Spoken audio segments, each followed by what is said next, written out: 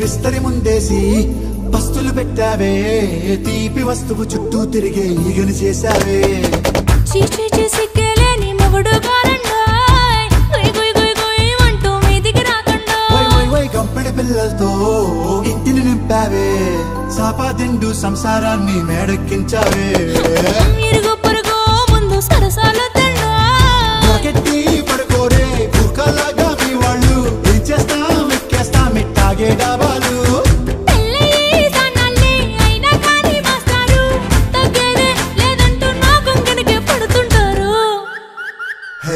గోదారి గట్టు మీద రామసలకావే